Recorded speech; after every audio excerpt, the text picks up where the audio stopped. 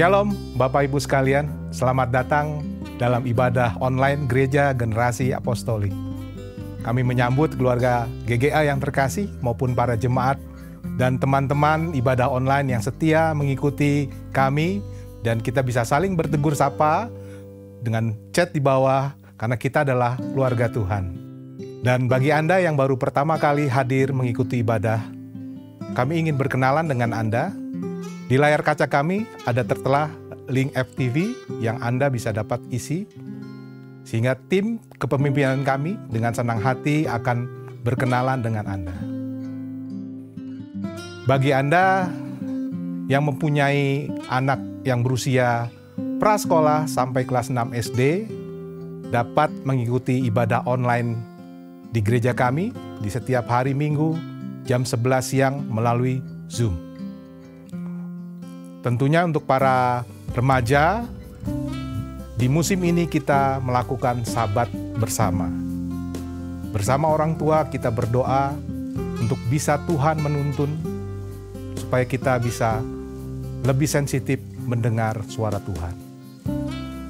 Untuk Bible Study di bulan Maret akan ada perubahan. Jadwal menjadi hari Kamis jam 7 malam sampai jam 8 malam. Serta hari Sabtu jam 11 sampai jam 12 siang. Saat ini kami ingin mengajak Anda, apabila Anda memiliki permohonan doa, tim kepemimpinan kami dengan senang hati akan mendoakan Anda. Kirimkan permohonan doa dengan link yang ada di bawah ini. Dan apabila Anda mempunyai kesaksian dalam mengikuti ibadah online maupun Bible Study, dapat juga mengirimkan kesaksian Anda kepada kami untuk kami bisa rayakan bersama. Untuk itu, kita siapkan hati kita bersama untuk memuji Tuhan. Hari ini adalah hari yang dijadikan Tuhan. Mari kita bersuka cita. Saya mau mengajak kita semua masuk ke dalam gerbangnya dengan bersyukur, ke dalam pelatarannya dengan puji-pujian. Sebab Tuhan baik, bahwasanya untuk selama-lamanya kasih setianya. Masuk gerbangnya bersyukur, dengan penuh pujian. Bersuka di hadiratnya, nyanyi besarkan agung namanya. Puji dia tiuplah sangkakala, musik dan tarian. Semua makhluk di bumi di surga dengan senang hati naikkan pujian. Sebab Tuhan baik, sebab Tuhan baik, sebab Tuhan baik, anugerahnya kekal selamanya. Sebab Tuhan baik, sebab Tuhan baik, sebab Tuhan baik, anugerahnya kekal selamanya. Mari sama-sama katakan, masuk gerbangnya dengan bersyukur. Masuk gerbangnya bersyukur, dengan penuh pujian. Bersuka di hadiratnya, nyanyi besarkan agung namanya. Puji dia tiuplah sangkakala, musik dan tarian. Semua makhluk di bumi di surga dengan senang hati naikkan pujian. Sebab Tuhan baik, sebab Tuhan baik, sebab Tuhan baik, anugerahnya kekal selamanya. Sebab Tuhan baik, sebab Tuhan baik, sebab Tuhan Tuhan baik, anugerahnya kekal selamanya. Sebab Tuhan baik, Sebab Tuhan baik, sebab Tuhan baik, sebab Tuhan baik, sebab Tuhan baik, anugerahnya kekal selamanya. oh, oh, sebab Tuhan baik, Sebab Tuhan baik, sebab Tuhan baik, sebab Tuhan baik, sebab Tuhan baik, anugerahnya kekal selamanya. Sebab Tuhan baik, anugerahnya kekal selamanya. Sebab Tuhan baik, anugerahnya kekal selamanya.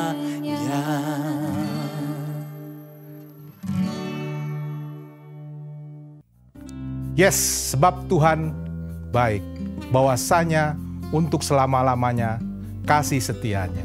Dan saat ini kita mau memberikan persembahan yang terbaik buat Tuhan sesuai dengan firman Tuhan di Kejadian 8 ayat 22. Dikatakan, selama bumi masih ada, tak akan berhenti musim menabur dan menuai. Dingin dan panas, kemarau dan hujan, siang dan malam. Saya mengajak Bapak Ibu sekalian memberikan persembahan, persepuluhan, dan persembahan khusus untuk Tuhan. Di layar kaca tertera QRIS serta nomor rekening untuk Anda bisa lakukan transfer.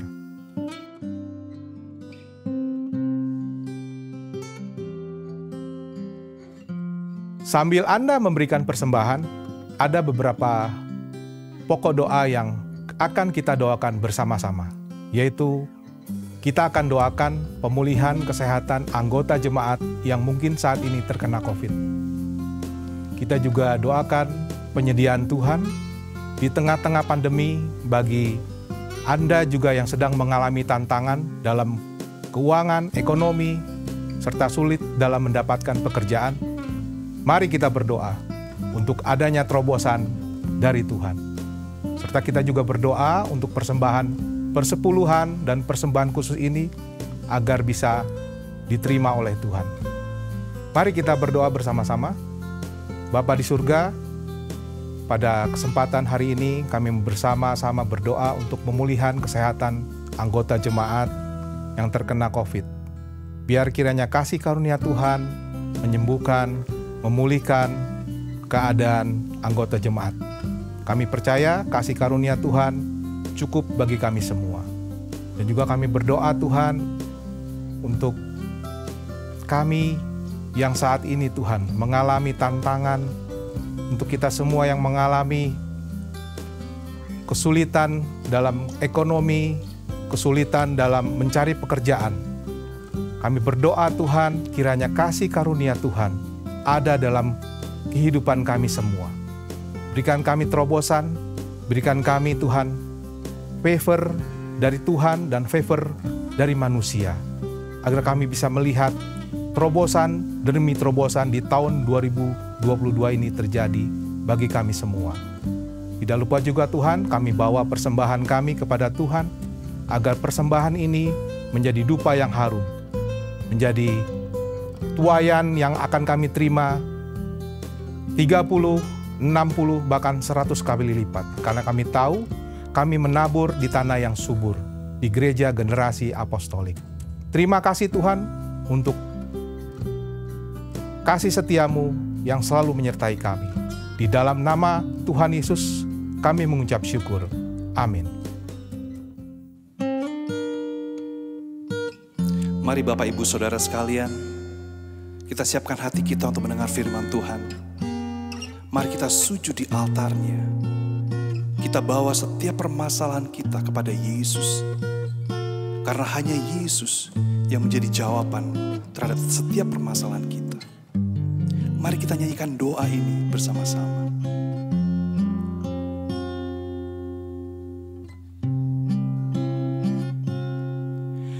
Bila hati terasa berat, tak seorang pun mengerti bebanku. Ku tanya Yesus, apa yang harus ku buat? Dia berfirman, mari datanglah. Dia selalu pedulikan aku. Ku datang Yesus, Dia pikul segala bebanku. Sujud di altarnya, ku bawa hidupku. Ku terima anugerahnya, Dia ampuniku dan bebaskanku. Dia ubah hidupku, barui hatiku. Sesuatu terjadi saat datang di altarnya.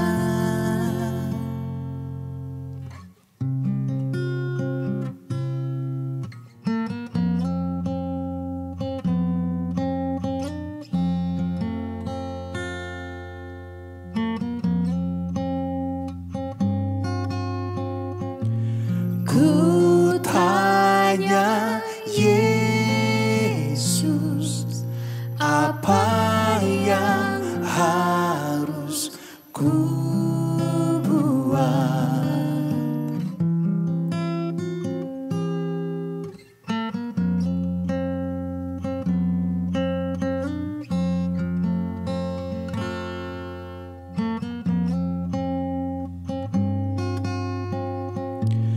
Ku datang Yesus, Dia pikul segala bebanku.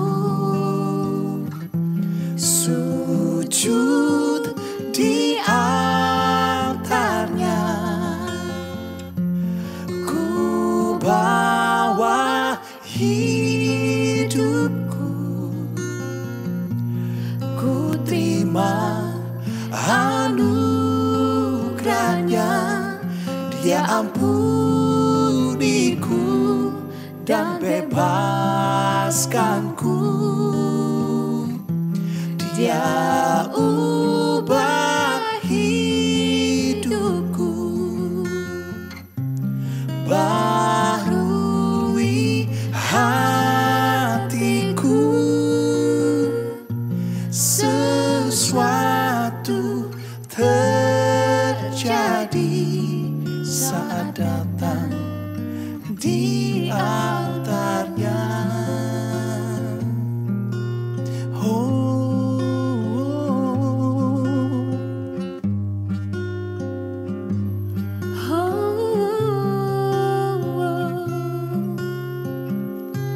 Sujud di altarnya, ku bawa hidupku. Ku terima anugerahnya, Dia ampuniku dan bebaskanku. Dia ubah hidupku, barui hatiku. Sesuatu terjadi saat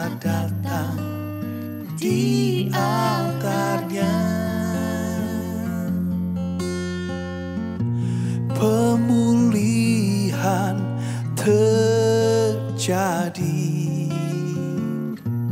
Mujizat terjadi. Kemenangan terjadi saat datang di altarnya.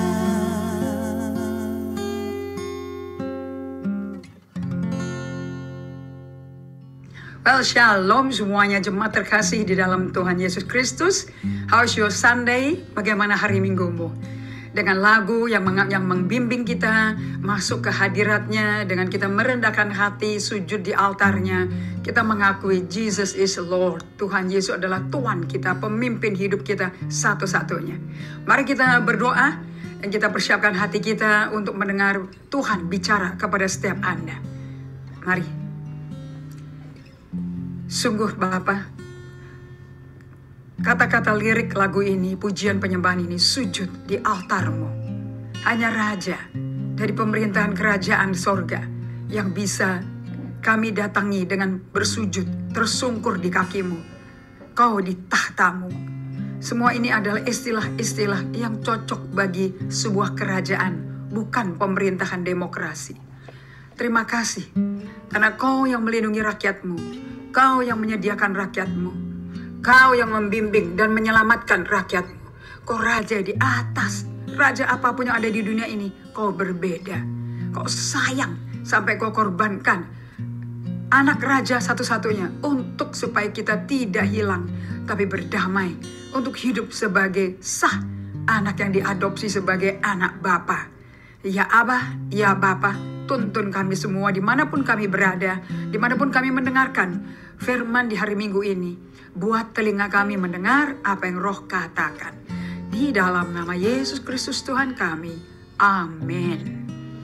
Wow, saya senang sekali dengan lagu yang kami pilih, di mana kita belajar untuk sujud di tahta Allah dan mengalami pembaruan hati.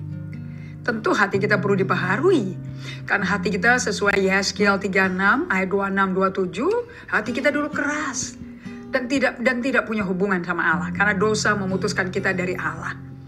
But today, bagi Anda semua jemaat GGA yang terkasih dalam Tuhan, Anda semua ada di tempat ini, mungkin sedang dituntun untuk mengenal Yesus, untuk mungkin sudah terima Yesus sebagai Juru Selamat dan Tuhanmu. Dan banyak lagi pemimpin-pemimpin yang dipercayakan kedudukan pemimpin. Hari ini mungkin kalian belum ngerti. The authority over all authority. Satu-satunya otoritas di atas segala otoritas. So, saya berikan tema pagi hari ini, Allah adalah sumber dari segala otoritas. Otoritas itu sesuatu yang didelegasi. Otoritas itu sesuatu yang dipercayakan. Jadi kalau saya teman baik sama Ibu RT di sini, karena sama-sama perempuan, suka masak, suka dandan, suka sharing-sharing kesaksian, walaupun beliau masih mengikuti kakak tiri kita, tapi kita berhubungan baik. Kita nggak ada perbedaan, bahkan dia dukung selamat beribadah, selamat hari Minggu. Nah, ini bagaimana kita membangun hubungan untuk berkenalan.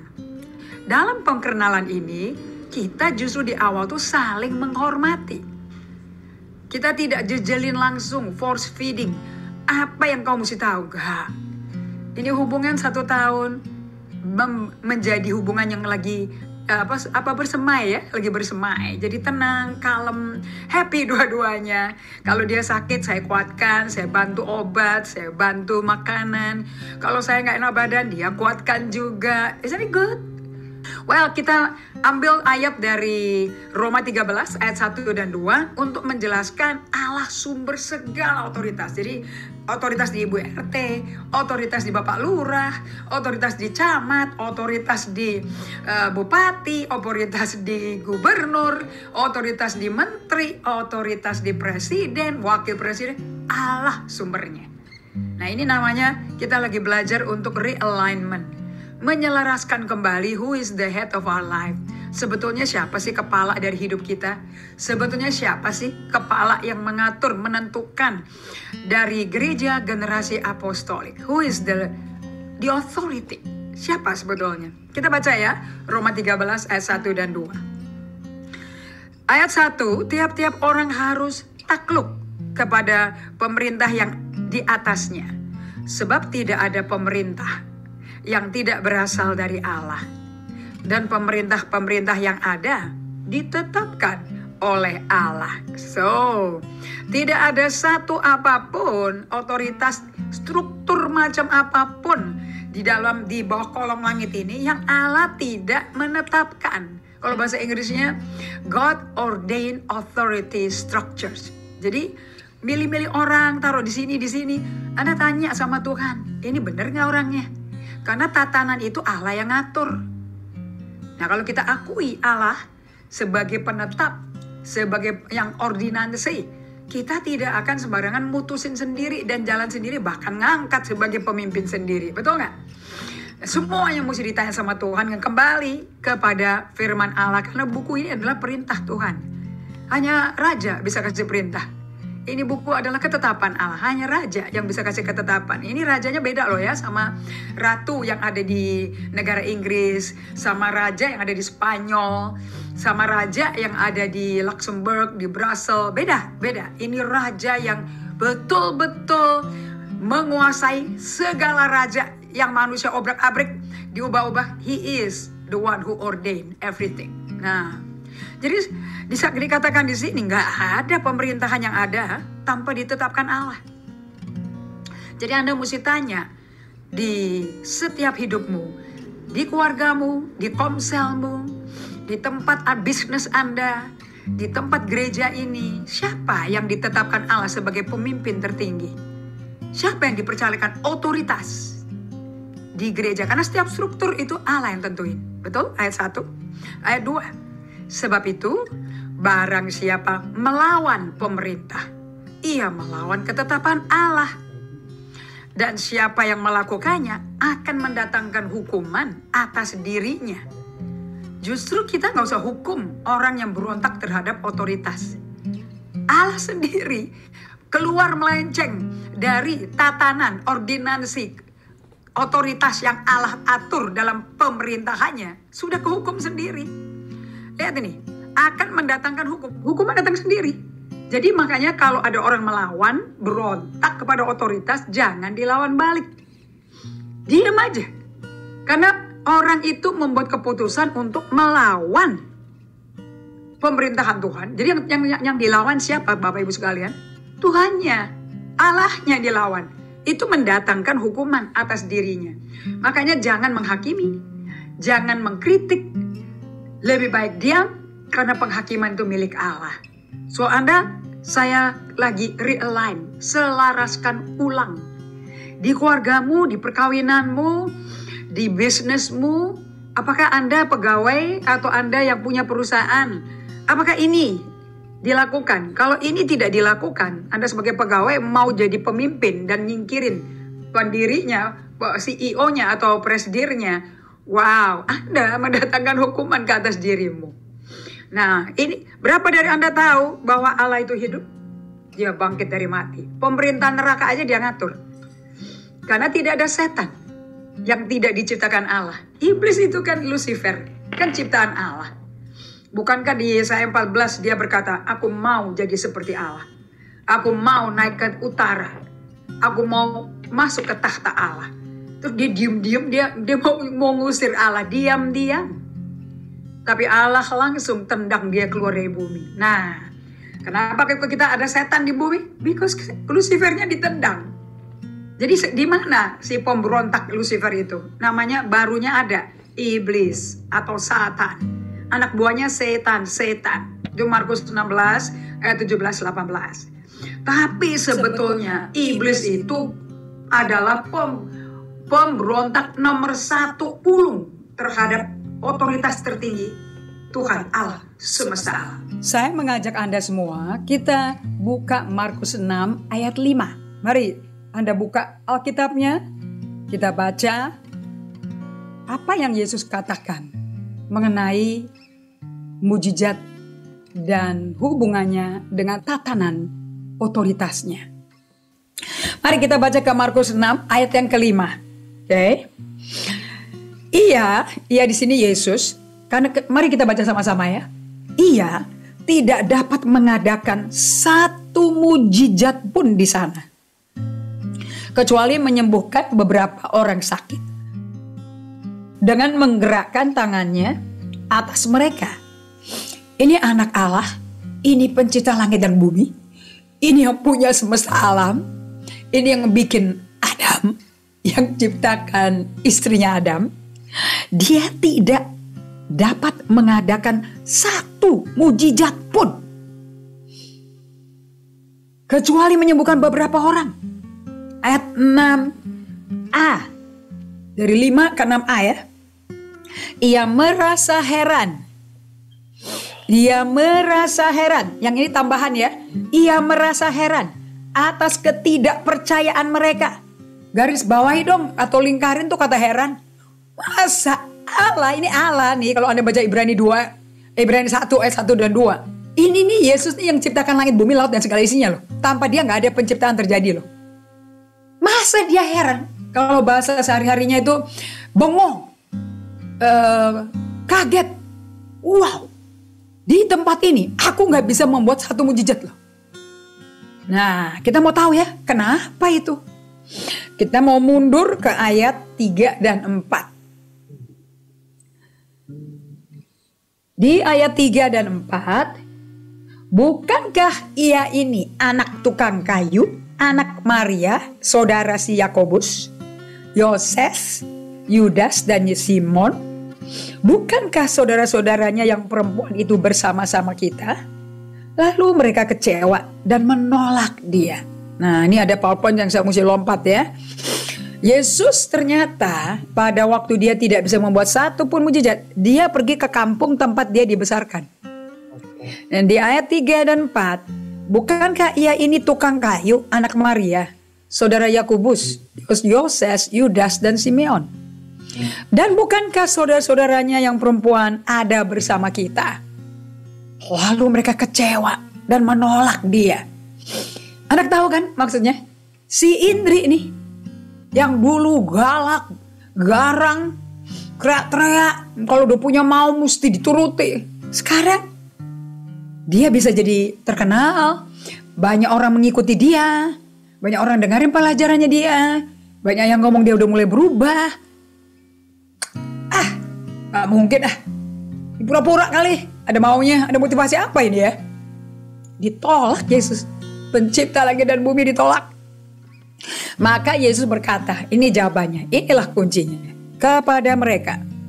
Seorang nabi dihormati di mana-mana, kecuali di tempat asalnya sendiri, di antara kaum keluarganya dan di rumahnya.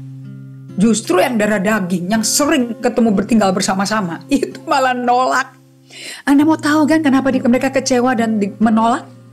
Ini katanya saya sudah bold letter kan? Maka Yesus berkata kepada mereka, seorang nabi dihormati di mana-mana, kecuali di tempat asalnya, di kampungnya, di kaum keluarganya, dan di rumahnya. Jadi ini si Yakobus, Yudas, Yoses, Simon, semuanya ini berkata, ini bukan anaknya si Yusuf Maria. Bukannya kita pesen bikin talenan sama dia. Ini kan yang pasang pintu kan di rumah kita, yang pasang jendela. Kok sekarang yang ngikutin orang-orang pelacur, ibu-ibu perempuan pelacur, mafia, itu tukang pajak itu yang nuntut 4 kali lipat tuh, ditekan tuh. Itu mafia, Bapak Ibu sekalian. Wow, siapa ini? Nah, saya tulis, kita naik ke PowerPoint di atasnya. Saya tulis di sini. Ini saya dapat di Manado loh. Waktu saya masih keliling Manado. Cuman waktu itu karena saya belum bergereja ya, belum mimpin gereja, belum melahirkan gereja. Saya hanya fokusnya ke orang-orang di lingkungan saya yang turut menjadi pelayan available untuk melayani bersama saya, masuk ke dusun, naik ke laut, ke Sangirta Laut, menyeberangi Manokwari, Ambon semuanya. Nah, saya berkata pada mereka seperti ini, kamu tahu nggak? Familiarity destroys the anointing of God. Keakraban yang terlalu akrab itu membuat urapan Allah hancur. Makanya keluarganya dia, kan Yesus berkata semua nabi dihormati kok, kecuali di rumahnya, di keluarganya itu enggak. Nah, kita lihat di sini, tidak saja mereka enggak menghormati, mereka tahan. Jangan kasih penghormatan sama dia. Kenapa kok ditahan? Karena mereka kecewa. Masa model kayak begini? Anda mau tahu nggak kenapa mereka kecewa? Karena mereka masih pegang. Mereka tuh masih pegang Yesaya 9 ayat 5. Yuk kita buka yuk. Saya nggak ada masukin ya. Saat ini nanti ada extra scripture. Yesaya 9 ayat 5 biasanya kalian kan dengarnya kalau Natal. Tapi salah.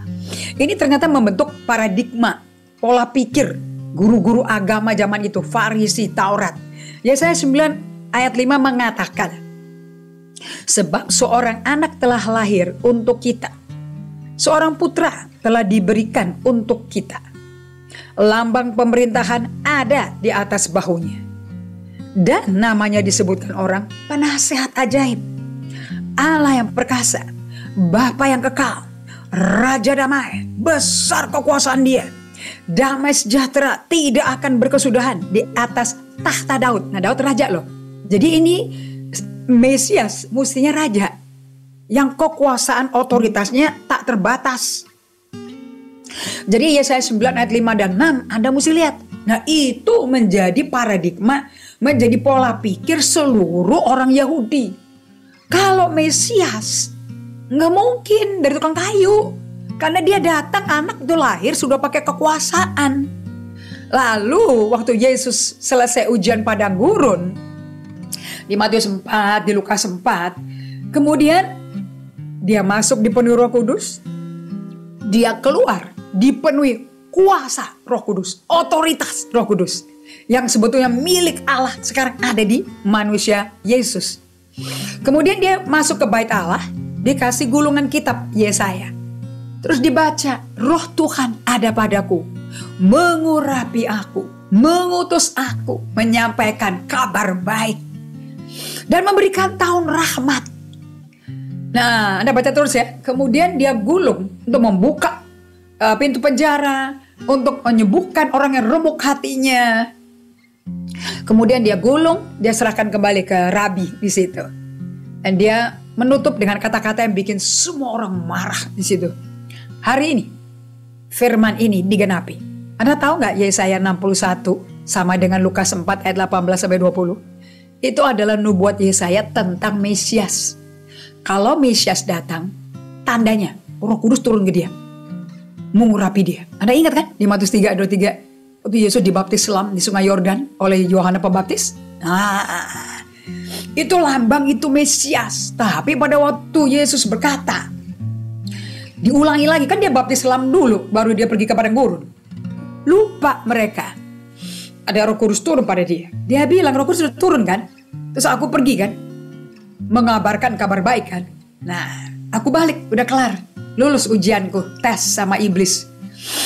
Nah, sekarang akulah Mesias itu. Ngamuk semuanya. Sampai mau ditepukin batu, dijorokin ke tebing sampai mau mati. Tapi dia dengan smooth. Sebagai orang yang tenang. Karena dia tahu otoritas dia. Dia tahu siapa yang bisa pegang otoritas dia, siapa yang enggak. Dia pergi aja. Jadi orang-orang Yahudi ini kenapa kok menolak di Markus 6 dan tidak mempedulikan dia dan kecewa dan nggak menghormati dia karena terlalu buat mereka melihat Yesus tuh di kelasnya mereka, tukang kayu, tukang bikin jendela, tukang bikin pintu. Tahu apa ini orang, masa dia ngaku-ngaku dia Mesias? Oh, sesat ini orang, kerasukan setan. Makanya kata-kata keras ya, kerasukan setan kau, pengkhianat kau, penipu kau, itu dipakai bahasa sehari-hari kepada Yesus loh. Ngeri ya, Yesus dikata-katai seperti itu loh. Kalau mau guru agama, selidiki dong bukunya, Alkitabnya. Bukan dirajam batu pakai kata-kata yang pedas. itu tidak hormat otoritas. Nanti hukuman datang sendiri loh. Nah, kenapa kok Tuhan itu ditolak? Sebab Tuhan Yesus itu seringkali membuat dirinya diketemukan manusia dalam paket, dalam bungkusan yang manusia nggak cocok. Mereka maunya raja, naik kuda. Loh, kok bayi? Dilampin, di palungan. Palungan itu tempat minumnya binatang. Kok begini? Nggak cocok ah? Tolak. So, hati-hati saudara-saudara sekalian. Bahwa Yesus itu seringkali tidak datang dalam penampilan yang orang Yahudi harapkan sebagai Mesias. Tuhan bisa berikan apa yang kau butuhkan, tapi paketnya beda. Nggak seperti apa yang kau harapkan. So, kalau Anda expect di GGA, kita mau ada pemimpin, kita mau ada gembala senior, tapi Anda punya paket sendiri, punya gambaran sendiri, mesti kayak begini gembala seniornya. Jadi Anda bisa menolak saya. Padahal yang ditetapkan oleh Allah untuk membangun, mendirikan GGA saya. Tapi saya bisa ditolak. Karena hubungannya terlalu akrab. Terlalu familiar. Nah, penduduk Nazaret, mereka restrain, mereka menahan hormat mereka dari Yesus. Sampai Yesusnya ditolak. Ya, udah afkir lah. Enggak lah, bukan kayak gini lah modelnya. Mesias masa kayak begini modelnya? Enggak cocok. Oke. Nah, kita mau bongkar ya arti kata hormat. Kalau bahasa Inggrisnya itu honor. Jadi saya belajar deh bedanya honor sama respect itu apa itu. Beda. Oke. Nah, kalau hormat itu dalam bahasa Greka. Nah, ini Anda mesti buka leksikon, ya saya mau jemaat nggak usah deh ya, saya bukain aja. Arti kata hormat dalam bahasa Greka yang kamus gede leksikon, itu bacanya time atau timi. Jadi sepertinya kalau bahasa Inggris time ya, padahal ini bahasa Greka, jadi bacanya timi. Definisi dari timi, kalau di bahasa Inggris Greka, itu something of valuing, sesuatu yang perlu dinilai, perlu penilaian. Okay? Sesuatu yang berharga, bernilai mahal, berbobot, weighty. Seperti logam emas. Tuh kayak tadi, sujud di altarnya, kita sujud di kakinya. Ini kalau depan kita nih nggak weighty, nggak bernilai, ngapain kita tersungkur di kaki dia? Maria aja di rumahnya, Maria dia sujud di kakinya Yesus sepanjang Yesus di rumahnya kok, sementara Marta marah-marahin Yesus, marah-marahin Maria. Bisa satu rumah, begitu dekat, ya tidak tahu bedanya antara Yesus Raja dan Yesus teman, sahabatnya Lazarus. Hati-hati. Timi itu artinya bernilai seperti logam emas. Kalau Anda dengar kata hormat, udah langsung, dus, ini orang kayak emas loh. Nilainya kayak emas. Kalau Anda sebut nama Yesus, rasanya ada emas nggak? Seperti gold, precious gold nggak Yesusnya namanya? Coba you check your heart. Coba check your mind. Pagi ini, Anda dengar nama Yesus. Apakah ada kesan, ada impresi? Precious like gold. Mahal, berharga seperti emas. Is that what come out? Is that what come out? Atau enggak? Atau tawar, datar? Nah, something sudah tidak selaras sama surga. Kalau Anda mau mati ke surga di musim pandemi ini. Wow, I think musim pandemi ini sudah 2 tahun lebih ya, 2 bulan. Ini musim benar-benar Anda dibuat berhenti berdiam loh. Untuk apa? Untuk valuing. Ini yang pribadi yang aku ajak doa, yang aku datangi ini. Is he precious like gold? Atau dia cuman pesuruh? Ahli bikin mujizat, ahli kasih duit. Which one? Oh, dia pribadinya like gold. Makanya Petrus, Yohanes, Matius, Lukas, Andreas pada mau mati, jadi martir buat dia karena tidak ada pribadi yang indah dan mulia, berbobot seperti Yesus. Tapi orang Farisi belum bisa lihat, Saduki, Taurat gak bisa lihat. Lawan kata hormat, ya, kalau bahasa Inggrisnya enak, dishonor. Ya kalau kita kalau bahasa Indonesia menarik loh, diterjemahkannya di Alkitab 1 Samuel 2 ayat 30. Jika kau mengindahkan aku mengindahkan kamu. Jika kau menghina aku pun menghujat kamu, menolak kamu. Pakai kata hujat, Anda nanti buka ya 1 Samuel 2. Dari ayat 11 sampai 30. Ngeri. Itu kata-katanya Allah berat. Dan itu disampaikan oleh seorang nabi yang diakui di Israel di usia 12. Yang tidak pernah mengizinkan satu kata gugur. Wah. So lawan kalau mau ngerti hormat itu apa ya kita belajar deh. Lawannya hormat apa ya? Tidak mengindahkan kalau bahasa Indonesianya. Arti kata definisinya dishonoring itu adalah to look as common. Memandang seperti umum aja. Ya kayak becak, kayak bajai, kayak gerobak, kayak gitu ya. Nggak ada artinya. Memandang biasa-biasa aja. To view, to look at as common. Orang commoner, rakyat biasa. Memperlakukan sesama sebagai orang biasa aja. Siapa sih dia? Selama pemimpin dibikin jadi teman, tentu gak ada dong namanya honor. Karena udah berteman. Sudah badi-badi. Yang ketiga, dishonor artinya apa? Tidak menunjukkan hormat atau nilai. Oh, ngomongnya gak ada nilai. Gak ada nilainya lah. Gak ada hormatnya lah. Gak perlu. Ternyata Bapak Ibu sekalian, saya belajar di Injil. Nanti kita belajar ya dari Markus 6 ini. Matius 8, nanti Markus 7, wanita Sirofenisia. Dari Hana, waktu dia komat kamit di bait Allah berpuluh-puluh tahun. Kemudian si Imam Eli, imam besar loh itu, penerusnya Harun. Bilang, kamu ini perempuan mabuk. Kamu ini wanita dursila, wanita kesetanan. Besalil.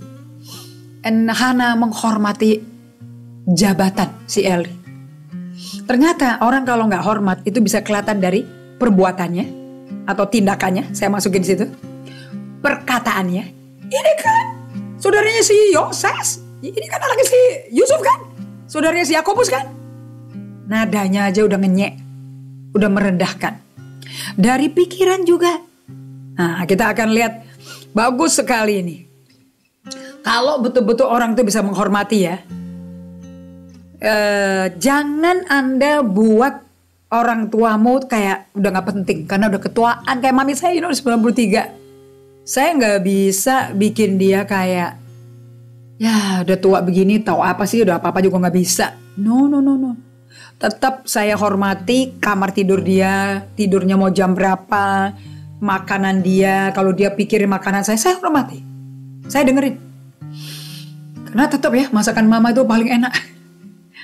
Nanti kalau udah menikah juga kangennya masakan mama. Di situ kita baru respect. Bener-bener. Nah ya, hormat yang sejati, hormat yang benar itu berasal dari hati. Hormat itu memancar keluar dari hati. Always outflow. Keluar dari hati. Out of the innermost belly flow rivers of living water. Karena karakter hormat, authority itu adanya di Tuhan. Saya belajar dari mana? Ya lihat aja Allah Bapa, Putra, Roh Kudus. Dikatakan Yohanes 5 ayat 19, anak tidak bisa membuat apapun jika anak tidak melihat bapaknya lakukan apa-apa. Jadi tidak ada nerabas batasannya bapaknya. Jadi Yesus itu diam aja di bumi, duduk di kaki bapaknya. Sampai bapaknya nunjukin ke sini, ke sana, dia lihat, baru dia bilang, ya Bapak. Kemudian dia lakukan. Nah, Roh Kudus matanya terus lihat ke Yesus. Karena Roh Kudus gak bisa mengatakan melakukan apa-apa kecuali Roh Kudus dengar Yesus katakan. Ini ada Yohanes 14, Yohanes 15 ya.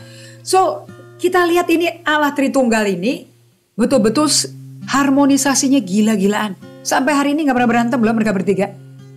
Makanya kita kalau bingung datang ke Tuhan masih bisa dapat damai. Kenapa? Karena tiga-tiganya damai. Nah, kondisi umat Tuhan zaman Yesaya ada di bumi, wah parah. Parah total, bejat, maksiat, benar-benar menghujat Allah. Dari imam besarnya sampai rajanya. Nah, kalau pentolan-pentolan tempat tingginya ini, yang ditetapkan Allah, berontak dan tidak mengakui otoritas Allah, Dan otoritas yang mereka pegang adalah dari Allah, milik Allah. Wah, berantakan gerejanya. Gak berantakan negaranya. Kita lihat. Kondisi umat Israel tidak ada hormat kepada otoritasnya Tuhan. Tuhan tuh ada. Anda kan tahu kan, gak ada di perjanjian lama di mana kehadiran Allah tuh benar-benar nyata, manifest. Gak pernah Allah ninggalin orang Israel. Mulai keluar dari Mesir sampai berjalan keluar lewat melakukan Paskah dulu, kemudian nyebrang Laut Merah, itu kan Allah terusin, kan ada tiang api. Kan ada tiang api, tiang awan. Nah, kalau tiang api kan buat malam, tiang awan kan buat siang. Itu kan figur Allah. Dia nggak mungkin nyuruh kita melakukan sesuatu pun dia tinggalin supaya babak belur konyol. Nggak mungkin, nggak mungkin sama sekali. Absolutely none. Nah, lihat di Yesaya 29 ayat 13. Wah, kondisi orang Israel gila sekali. Ternyata zaman Yesus masih sama kayak nenek moyangnya. Kita baca ya. Dan Tuhan telah berfirman, oleh karena bangsa ini datang mendekat dengan mulutnya dan memuliakan aku dengan bibirnya, padahal hatinya menjauh daripadaku. Dan ibadahnya kepadaku hanyalah perintah manusia yang dihafalin. Katanya begini loh, mesti begini. Awas loh kalau nggak begini loh. Ini ya di Matius 15 ya. Ternyata zamannya Yesus, dilakukan yang sama. Orang-orang Farisi, guru-guru agama, persis. Oh lah, hafal. Kitab Taurat, hafal titik koma luar kepala. Perintah Allah dan adat istiadat Yahudi. Kemudian datanglah beberapa orang Farisi dan ahli Taurat dari Yerusalem kepada Yesus dan berkata, mengapa murid-muridmu melanggar adat istiadat nenek moyang ya? Mereka gak membasuh tangan sebelum makan loh. Tetapi jawab Yesus kepada mereka, mengapa kamu pun melanggar perintah Allah? Demi adat istiadat nenek moyangmu. Ayat 4. Sebab Allah berfirman, hormatilah ayahmu dan ibumu. Wah, menarik ya. Kok ayat ini, hukum ini dulu yang dikeluarin. Dan lagi, siapa yang mengutuki ayahnya atau ibunya pasti dihukum mati. Tapi kamu berkata, barang siapa berkata kepada bapaknya atau kepada ibunya, apa yang ada padaku yang dapat digunakan untuk pemeliharaanmu, sudah digunakan kok untuk persembahan kepada Allah. Oh, kita udah tabur pekerjaan di gereja, di GGA. Jadi ya udah mam, nggak bisa, nggak ada lagi buat mami, papi. Ya tarik uangnya sendiri. Memang Allah seperti itu hatinya. Allah tuh hatinya penuh belas kasihan. Kalau orang tua diperlakukan begini, wow, hukuman pasti turun. Ini ada di Ulangan pasal 17. Nanti ya kita lihat. Orang itu udah kamu ngajarin loh ya. Karena udah habis danamu untuk ngurusin bait Allah. Jadi orang tuamu gak dapat apa-apa. Orang itu gak wajib lagi loh menghormati ayah dan ibunya. Wow, hukum Allah dibongkar. Ini kan hukum setelah 10 perintah Allah.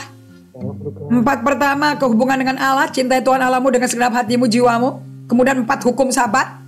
Tengahnya, crossnya. Kemudian hukum yang horizontal. Yang pertama, bukan jangan membunuh. Bukan jangan berzina. Hormati ayah ibumu. Ternyata buat Tuhan menghormati ayah ibumu itu lebih penting. Itu diberesin dulu, baru bisa hidup tak berzina, tak mencuri, tak mengingini, tak membunuh. Wow, banyak contohnya di Alkitab. Nah, dengan demikian firman Allah, gila nih. Firman Allah, kau nyatakan tidak berlaku demi adat istiadatmu sendiri. Firman Allah, perkataan Allah yang gak akan kembali sia-sia kepada Allah. Itu gak mempan. Kalah sama adat istiadat. Wow. Jadi Anda belum tentu loh kalau Anda ke gereja karismatik, gereja Pentakosta, terus orang tuamu masih gereja adat, terus Anda berkata bahwa Anda akan menghidupi firman Allah, tapi orang tuanya enggak. Orang tua bisa kena hukuman, gak ada efek ke gereja juga. Anda kutuk-kutuki, Anda kata-katai. Hati-hati.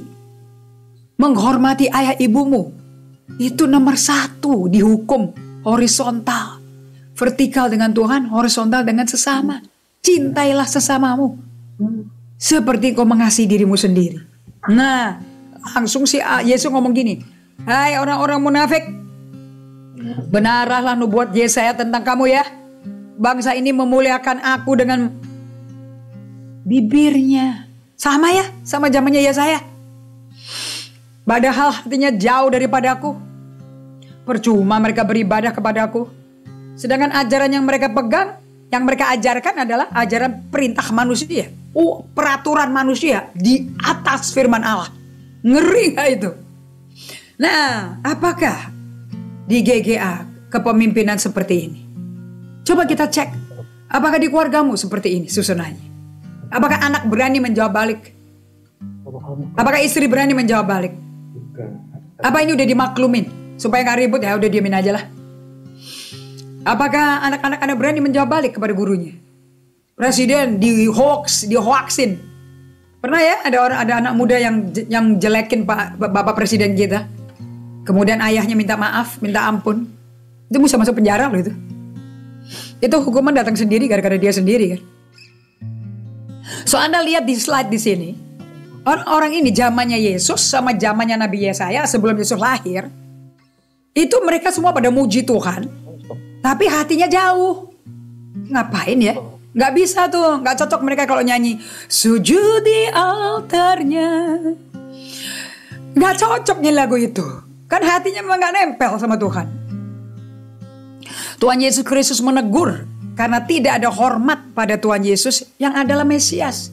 Ditegur. Hukuman turun ke kamu loh.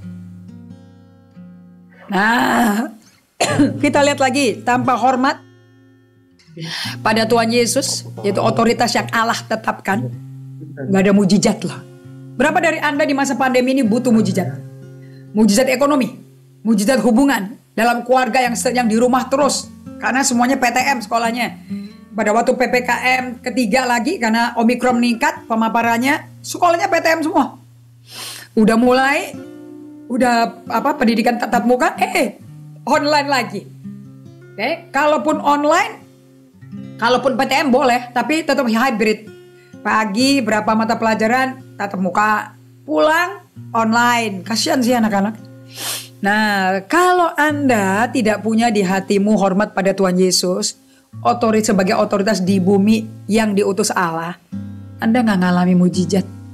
Saya lagi butuh mujizat. Saya gak butuh diajakin untuk berantem, berontak sama otoritas Tuhan. Jangan. Markus 6 ayat 3-5. Saya bukan teman Anda. Saya bisa baik sama Anda, tapi saya tetap pendiri dan gembala senior gereja ini. Saya bukan teman main gundu Anda. Bukankah ia ini tukang kayu, anak Maria, saudara Yakobus, Yoses, Yudas, dan Simon? Dan bukankah saudara-saudaranya yang perempuan ada bersama kita? Lalu mereka kecewa semua. Satu kampung. Ini dia pulang ke kampungnya sendiri, Nazaret. Satu kampung nolak dia. Padahal dia gak berjahat loh. Berbuat yang luar biasa kuasanya. Yang mereka bilang gak mungkin. Paketnya Tuhan kayak gini modelnya. Itu datang lahir sebagai raja kok. Bukan tukang kayu kok. Ingat ya. Apa yang kau butuhkan ternyata paketnya beda sama apa yang kau harapkan. Maka Yesus berkata kepada mereka, seorang nabi sih dihormati di mana-mana kecuali tempat asalnya sendiri. Di antara kaum keluarganya dan di rumahnya. Ia tidak dapat mengadakan satu mujizat satu mujizat pun di sana, kecuali menyembuhkan beberapa orang sakit dengan meletakkan tangannya atas mereka. Anda mau tahu kenapa ia tidak dapat mengadakan satu mujizat pun di sana? Satu pun gak bisa. Kecuali menyembuhkan beberapa orang sakit dengan meletakkan tangannya atas mereka. 6a, ia merasa heran atas ketidakpercayaan mereka. Apa penyebabnya? Mereka bikin Yesus bengong.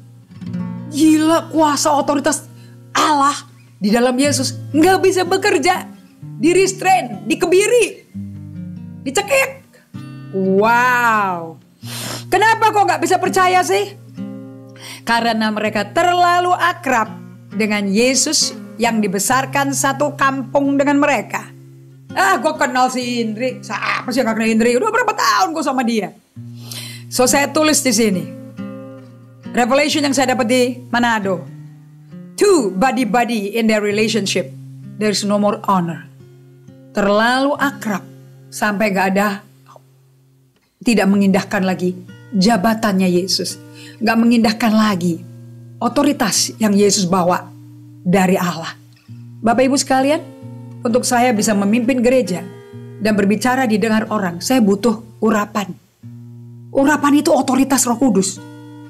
Urapan sama Roh Kudus beda ya. Roh Kudus pribadi yang punya, urapan tuh kuasanya. Nah, kuasanya ini adalah otoritas. Yesus aja butuh otoritas untuk bisa menyampaikan kabar baik. Roh Tuhan turun padaku, mengurapi aku, mengutus aku menyampaikan kabar baik. Yesus saja butuh, apalagi satu ini. Ini kan manusia tanah liat. Tapi aku dipanggil, dipilih sejak di kandungan mamiku. Karena mamiku itu sudah bernasar. Dengar lagi kesaksian mamiku. Gak mungkin nasar dibatalin oleh manusia. Gak bisa. Karena papi saya gak pernah batalin. Bilangan pasal 5. Makanya dituntut harus menjadi hamba Tuhan seperti nazarmu. Ke depan kita lanjutin bagian kedua. Anda tidak mungkin bisa menghormati panggilan Allah pada saya kalau Anda bikin saya nilainya sepele. Saya tidak dipandang, saya tidak diindahkan. Saya hanya orang biasa aja. Ini mama nenek tua yang sudah perlu disingkirkan. Oh no. Selama saya masih hidup, itu panggilan dan itu penetapan otoritas ada di saya. You respect the position. Anda hormati jabatannya.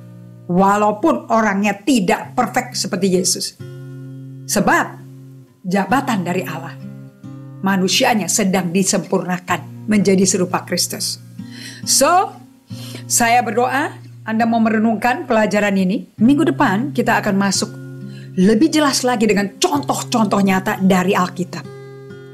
Anak-anak dari kecil sudah diajarin hormati orang tua hormati atasan, otoritas yang Tuhan taruh di gereja generasi apostolik. Gereja kita akan mendapat upah dan mendapat mujizat apapun akan penuh. Well, saya akan menutup dengan berkat bagi kalian semua. Nah, ini kalau berkatnya ini mau diterima, ya Anda mesti hormat otoritas yang membagikan berkat ini. Oke? Otoritas gembala senior ada di saya. Tidak ada lagi pastor lain lagi di bawah saya. Ini musim penyelarasan. Kayak tulang punggung, kayak Pastor Naomi Daudi dulu berkata, tulang punggung dikasih rasul, nabi, penginjil, gembala, guru. Untuk apa? Melengkapi orang-orang kudus. Melengkapi bahasa Grekanya, menyelaraskan. Ruasnya tuh mesti lurus. Nggak bisa miring-miring ke sini. Skoliosis tuh nggak bisa.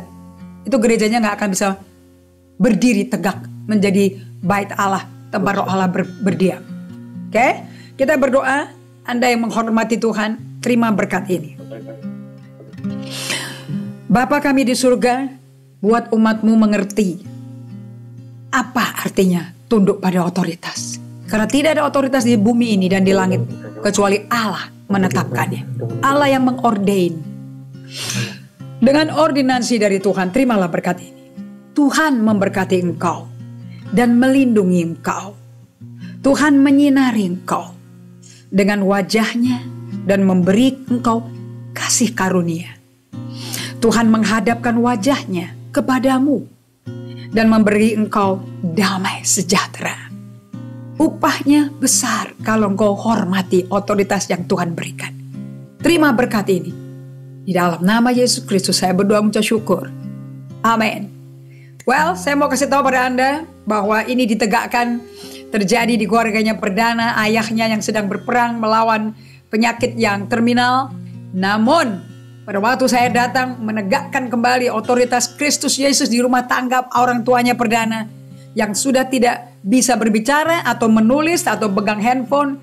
Setelah dia mendengar, iman itu datang dari pendengaran akan Kristus Yesus. Mesti dengar perkataan yang mulia, yang tertinggi kuasanya. Dia doa di dalam hatinya, serius. Pada waktu kita urapi kepalanya, setelah memuji Tuhan, mengundang anak Allah bertahta di atas pujian umatnya. Bapak ibu sekalian, ayahnya perdana bisa mengetik di handphone, turut berduka cita tanpa salah eja. Tuhan, mujizat terjadi kalau kita mulai beri hormat pada otoritas Yesus Kristus. Tuhan berkati, dan saya mau mendengar Anda mengulas kembali apa yang Tuhan ajarkan kepada kita, supaya hidupmu selaras sama Tuhan. Gak usah ngoyo mendapat upah. upah Tuhan mengejar Anda. Asal you respect, honor your leader, your parents terutama, your church leader, and Tuhan dihormati. Anda akan hidup dipelihara dengan berkat-Nya. Tuhan berkati semuanya. Thank you semua tim BTS. Thank you everybody. God bless you. Have a good Sunday. Have a good week. Sampai ketemu hari Minggu. God bless you.